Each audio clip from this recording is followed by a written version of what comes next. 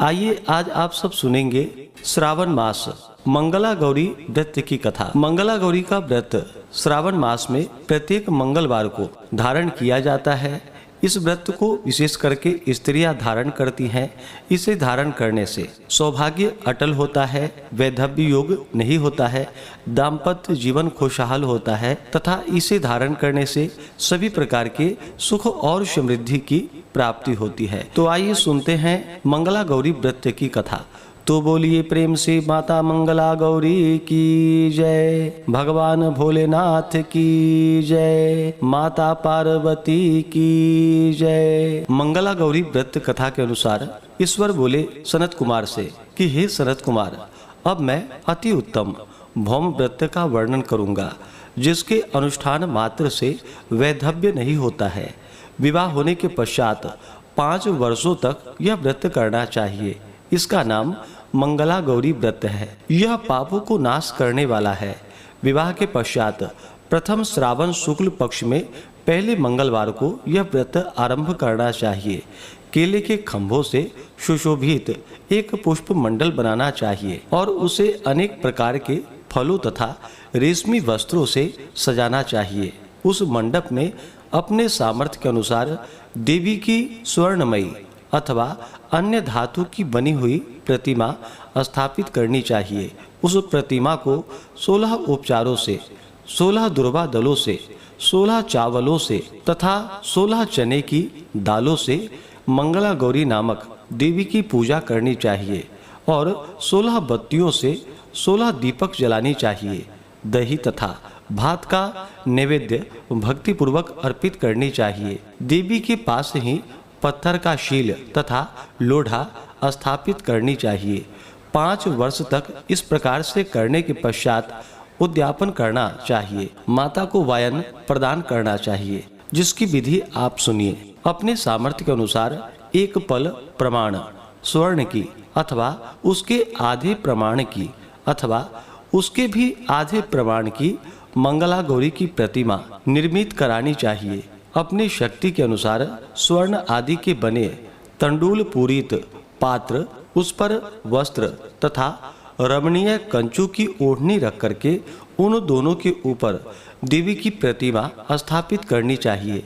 पास में चांदी से निर्मित शील तथा लोढ़ा रखकर माता को वायन प्रदान करना चाहिए। इसके बाद 16 सुवासिनियों को प्रयत्न पूर्वक भोजन कराना चाहिए। हे विप्र, इस विधि से व्रत करने पर 7 जन्मों तक सौभाग्य बना रहता है और पुत्र पौत्र आदि के साथ साथ संपदा विद्यमान रहती है।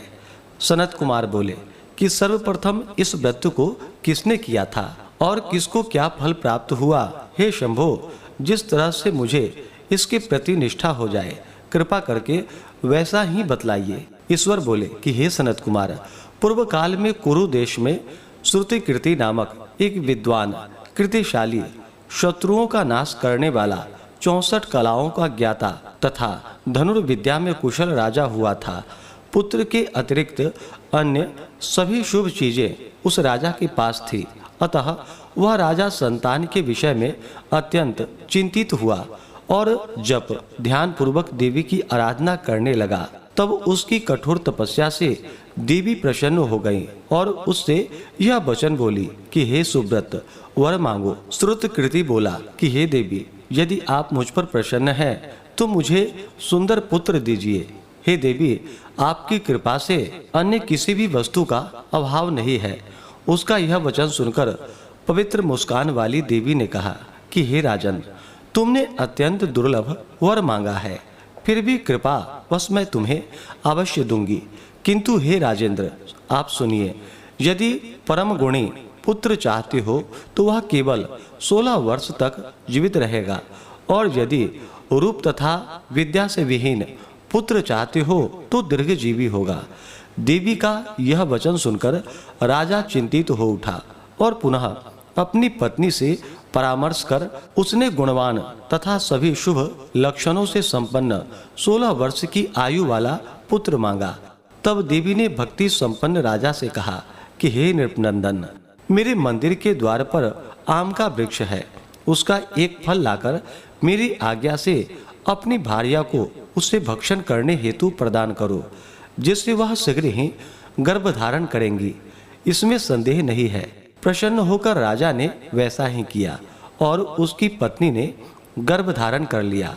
10वें महीने में उसने देवतुल्य सुंदर पुत्र को जन्म दिया। तब हर्ष तथा शोक से युक्त राजा ने बालक का जात कर्म आदि संस्कार किया और शिव का स्मरण करते हुए उसका नाम चिरायु रखा। इसके बाद पुत्र के 16 वर्ष के होने पर पत्नी सहित राजा चिंता में पड़ गए और वे विचार करने लगे कि यह पुत्र बड़े कष्ट से प्राप्त हुआ है और मैं इसकी दुखद मृत्यु अपने ही सामने कैसे देख सकता हूँ। ऐसा विचार करके राजा ने पुत्र को उसके मामा के साथ काशी भेज दिया। प्रस्थान के समय राजा की पत्नी ने अपने भाई से कहा कि कार्पटिक का वेश धारण करके आप मेरे पुत्र को काशी ले जाइए। मैंने भगवान मृत्युंजय से पूर्व में पुत्र के लिए प्रार्थना की थी और कहा था कि हे विश्वेश्वर, आप जगतपति की यात्रा के लिए मैं उस पुत्र को अवश्य भेजूंगी, अतः आप मेरे पुत्र को आज ही ले जाइए और सावधानी पूर्वक इसकी रक्षा कीजिए। अपनी बहन की यह बात सुनकर भांजे के साथ वह चल पड़ा। कई दिनों तक चलते चलते वह आनंद नामक नगर में पहुंचा। वहां सभी प्रकार की समृद्धियों से संपन्न वीरसेन नाम वाला राजा रहता था। उस राजा की एक सर्वलक्षण संपन्न युवावस्था प्राप्त मनोहर तथा रूप लावण्यमयी मंगला गौरी नामक कन्या थी। सभी उपमानों को तुच्छ कर के सौंदर्य अभिवृद्धि को प्राप्त वह कन्या किसी समय सखियों के साथ नगर के उपवन में क्रीड़ा करने के लिए गई हुई थी। उसी समय चिरायु तथा उसका मामा वे दोनों भी वहां आ पहुंच गए और उस कन्याओं को देखने की लालसा से वही विश्राम करने लगे। इसी बीच विनोद पूर्वक क्रीड़ा करती हुई उन कन्याओं में से किसी ने कुपित होकर राजकुमारी को कुवचन कह दिया। तब उस अशुभ वचन को सुनकर राजकुमारी ने कहा कि तुम अनुचित बात क्यों बोल रही हो? मेरी कुल में तो इस प्रकार की कोई नहीं है। मंगला गौरी की कृपा से तथा उनके व्रत के प्रभाव से विवाह के समय जिसके सर पर मेरा हाथ से अक्षत पड़ेंगे, हे सखी, वह यदि अल्प आयु वाला भी होगा तो भी वह चिरंजीवी हो जाएगा। इसके बाद वह सभी कन्याएं अपने अपने घर चली गईं। उसी दिन राजकुमारी का विवाह था। बालिक देश के दृढ़धर्मा नामक राजा के सुकेतु नाम वाले पुत्र के साथ उसका विवाह निश्चित किया गया था। वह सुकेतु विद्याहीन, कुरूप तथा बहरा था। तब सुकेतु के साथ आए हुए उन लोगों ने विचार किया कि इस समय कोई दूसरा श्रेष्ठ वर ले जाना चाहिए और विवाह संपन्न हो जाने के पश्चात वहां सुकेतु पहुंच जाए।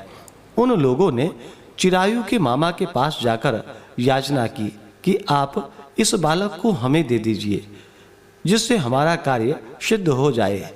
इस पृथ्वी पर परोपकार के समान दूसरा कोई धर्म नहीं है। उनकी बात सुनकर चिरायु का मामा मन ही मन बहुत प्रसन्न हुआ, क्योंकि इसने उपवन में पहले ही कन्या मंगला गौरी की बात सुन ली थी। फिर भी उसने एक बार कहा कि आप लोग इसे किस लिए मांग रहे हैं? कार्य की सिद्धि हेतु वस्त्र, अलंकार आदि मांगे जाते हैं, वर तो कभी भी नहीं मांगा जाता। तथापि आप लोगों का सम्मान रखने के लिए मैं इसे दे रहा हूँ। इसके बाद चिरायु को वहां से ले जाकर उन लोगों ने विवाह संपन्न करवाया। सप्तपदी आदि के हो जाने पर रात्रि में शिव पार्वती की प्रतिमा के समक्ष उस चिरायु ने हर्षयुक्त होकर मंगला गौरी के साथ शयन किया। उसी दिन चिरायु के 16 वर्ष पूर्ण हो चुके थे और अर्धरात्रि में साक्षात काल, जो कि सर्प रूप में वहां आ गया। इसी बीच संयोगवश राजकुमारी जाग गई। उसने उस महासर्प को वहां देखा और वह भय से व्याकुल होकर कांपने लगी। तभी उस कन्या ने धैर्य धारण कर 16 उपचारों से सर्प की पूजा की और पीने के लिए उसे दूध दिया। उसने दीनता भरी वाणी में उस सर्प की प्रार्थना तथा स्तुति की। मंगला गौरी प्रार्थना करने लगी कि मैं उत्तम व्रत को करूंगी जिससे मेरे पति जीवित रहे। ये जिस तरह से चिरकाल तक जीवित रहे, आप वैसा ही कीजिए। इतने में सर्प वहां स्थित एक कमंडलू में प्रवेश कर गया और उस मंगला गौरी ने अपनी कंचुकी से उस कमंडलू का मुंह बांध दिया। इसी बीच उसका पति अंगड़ाई लेकर जाग गया और अपनी पत्नी से बोला कि हे प्रिय, मुझे भूख लगी है। तब वह अपनी माता के पास जाकर खीर, लड्डू आदि लेकर आई और उसके द्वारा दिए भोज्य पदार्थों को उसने प्रसन्न मन होकर के खाया। भोजन के पश्चात हाथ धोते समय उसके हाथ से अंगूठी गिर पड़ी। तांबूल खाकर वह पुनः सो गया। इसके बाद मंगला गौरी कमंडलू को फेंकने के लिए जाने लगी। विधि की कैसी गति है कि उस कमंडलू में से बाहर की ओर जगमग करती हुई हार कांति को देखकर वह आश्चर्यचकित हो गई। घट में स्थित उस हार को उसने अपने कंठ में धारण कर लिया। इसके बाद कुछ रात शेष रहते ही चिरायु का मामा आकर चिरायु को ले गया। इसके बाद वर पक्ष के लोग सुकेतु को वहां ले आए। उसे देख मंगला गौरी ने कहा कि यह मेरा पति नहीं है। तब उन सभी ने उससे कहा कि हे शुभे, तुम यह क्यों बोल रही हो? यह तुम्हारा कोई परिचायक हो तो उसे हम लोगों को बतलाओ। मंगला गौरी बोली, जिसने रात्रि में 9 रत्नों से बनी अंगूठी दी है, उसकी अंगुली में इसे डालकर परिचायक निशानी देख ले। मेरे पति ने रात्रि में मुझे जो हार दिया था, उसके रत्नों का समुदाय कैसा है, इस बात को यह बताए। यह तो कोई अन्य ही है। इसके अतिरिक्त रात्रि में आम सींचते समय उनका पैर कुमकुम से लिप्त हो गया था। वह मेरी जांघ पर अब भी विद्यमान है। उसे आप लोग शीघ्र देख ले। साथ ही रात में परस्पर भाषण तथा भोजन आदि जो कुछ किया गया था, उसे भी यह बता दे। तब यह निश्चय है कि यही मेरा पति है। इस प्रकार उसका वचन सुनकर सभी ठीक है कहने लगे। किंतु जब एक भी बात न मिली, तब सभी ने सुकेतु को उसका पति होने से निषिद्ध कर दिया और वर पक्ष वाले जिस तरह से आए थे उसी तरह से चले गए। इसके बाद अपने वंश को बढ़ाने वाले महान यश से संपन्न तथा परम मनस्वी मंगला गौरी के पिता ने अन्न पान आदि का सत्र चलाया। उन्होंने वर पक्ष का वृतांत कानों कान सुन लिया कि स्वरूप से कुरूप होने के कारण लोगों के द्वारा किसी अन्य को वर के रूप में आदर पूर्वक लाया गया था। तब उन्होंने अपनी कन्या को पर्दे के भीतर बिठा दिया। इसके बाद 1 वर्ष बीतने पर यात्रा करके चिरायु अपने मामा के साथ यह देखने के लिए आया कि विवाह के बाद वहां क्या हुआ। तब उसे गवाक्ष के भीतर से देखकर वह मंगला गौरी अत्यंत प्रसन्न हुई और माता पिता से बोली कि मेरे पति आ गए हैं। राजा ने अपने कुटुंब जनों को बुलवाकर पूर्व में कहे गए सभी परिचायकों को निशानी के रूप में देखकर मंद मुस्कान वाली अपनी कन्या चिरायु को सौंप दी। राजा ने श्रेष्ठ जनों को साथ लेकर विवाह का उत्सव कराया। इसके बाद राजा वीरसेन ने वस्त्र आभूषण आदि, सेना, घोड़े, रथ और अन्य भी बहुत सी सामग्रियां देकर उन्हें विदा किया। उसके बाद कुल को आनंदित करने वाली वह चिरायु पत्नी तथा मामा को साथ लेकर सेना के साथ अपने नगर पहुंचा। लोगों के मुख से उसे आया हुआ सुनकर उसके माता पिता को विश्वास नहीं हुआ। उन्होंने सोचा कि प्रारब्ध अन्यथा कैसे हो सकता है। इतने में वह अपने माता पिता के पास आ गया और स्नेह से परिपूर्ण वह चिरायु भक्ति पूर्वक उनके चरणों में गिर पड़ा। तब अपने पुत्र का मस्तक सूंघकर उन दोनों ने परम आनंद प्राप्त किया। पुत्र वधू मंगला गौरी ने भी सास ससुर को प्रणाम किया। तब सास ससुर उसे अपनी गोद में बिठाकर सारा वृतांत शीघ्रता पूर्वक पूछने लगे कि हे महामुने। तब पुत्र वधू ने भी मंगला गौरी के उत्तम व्रत महात्म्य तथा जो कुछ घटित हुआ था वह सब वृतांत बतलाया। हे सनत कुमार, मैंने आपसे इस मंगला गौरी व्रत का वर्णन कर दिया। जो कोई भी इसका श्रवण करता है अथवा जो इसे कहता है, उसके सभी मनोरथ पूर्ण हो जाते हैं, इसमें संदेह नहीं है। सूत जी बोले कि हे ऋषियों, इस प्रकार शिव जी ने सनत कुमार को यह मंगला गौरी व्रत बतलाया और उन्होंने सभी कार्यों को पूर्ण करने वाले इस व्रत को सुनकर महान आनंद को प्राप्त किया। तो बोलिए प्रेम से माता मंगला गौरी की जय, भगवान भोलेनाथ की जय, माता पार्वती की। ऐसे ही ज्ञानवर्धक जानकारियाँ प्राप्त करते रहने के लिए, व्रत पूजा के बारे में जानने के लिए, कथा को सुनने के लिए चैनल पे अगर आप पहली बार आए हैं तो चैनल को लाल बटन दबा करके सब्सक्राइब करें, साथ में बेल आइकन घंटी को दबाएं ताकि आने वाली वीडियो का नोटिफिकेशन आपको समय से मिलता रहे।